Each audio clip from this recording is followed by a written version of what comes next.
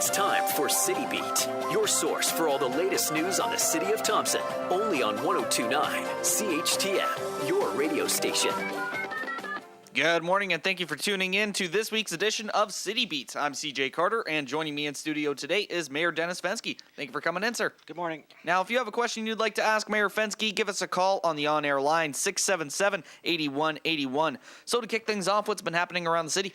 Just from a safety perspective, we had that light dusting of snow last night. Again, experiencing slips and fall. In fact, I did that this morning in the parking lot. So just be cautious. There's a light stick of snow over existing ice conditions. So if you're walking, be very, very careful. If you're driving, allow extra space.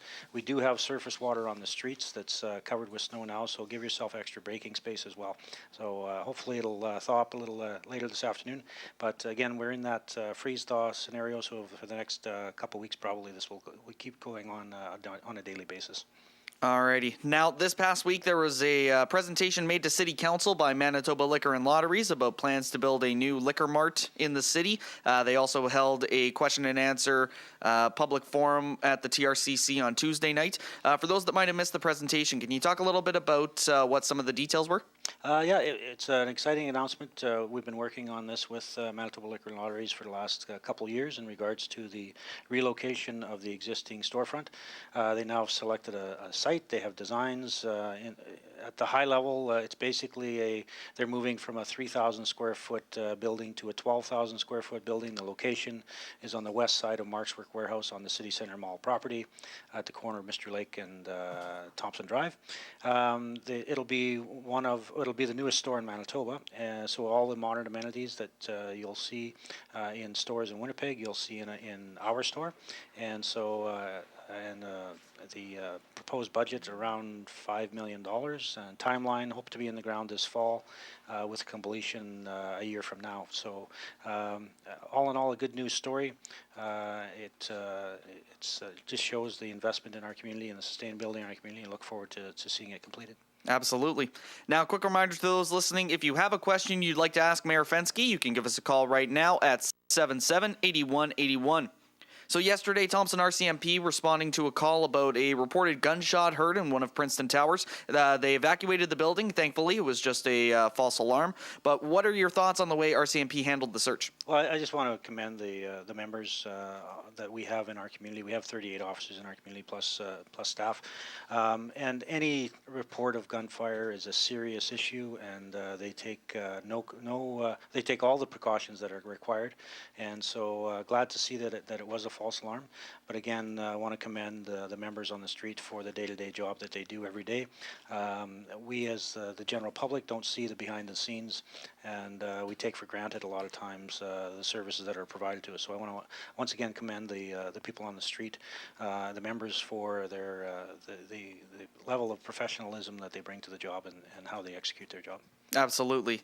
Now, at this past week's City Council meeting, Council voted to enter into an agreement with the province of Manitoba regarding the Community Safety Officer Program. Can you just explain a little bit about what the agreement is about? Yeah, a year ago, the province of Manitoba introduced legislation and tabled and passed legislation to provide for the Community Safety Officer Program. The City of Thompson is the pilot program. It's a 2-year program funded 50-50 with the province of Manitoba to a total of $600,000 per year. It provides us the opportunity to hire 8 community safety officers for the community, and we will again.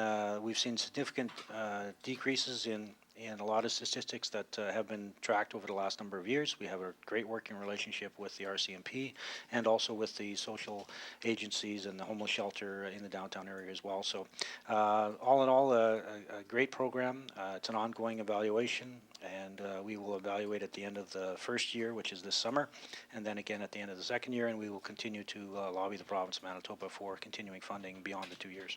Great. Now, also at this council meeting, there was a letter read from MLA Steve Ashton about the chemotherapy unit that's being constructed here this year. Now, this letter was addressed to the Thompson Regional Chair of the NHRA. So would you clarify as to why it was read to council?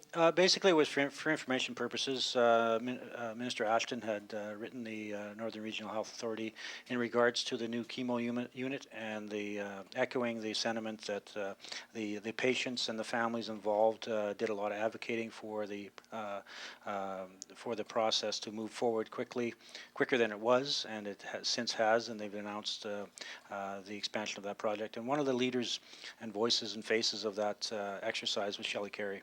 And so it's been suggested by Minister Ashton, in which we support, that the facility be named in her honor. So that was the letter of information for the general public. Okay. Now, at our last City Beat with you 2 weeks ago, you made the mention that Thompson Unlimited would be coming forward with an update to council on their first quarter 2016 by the end of the month.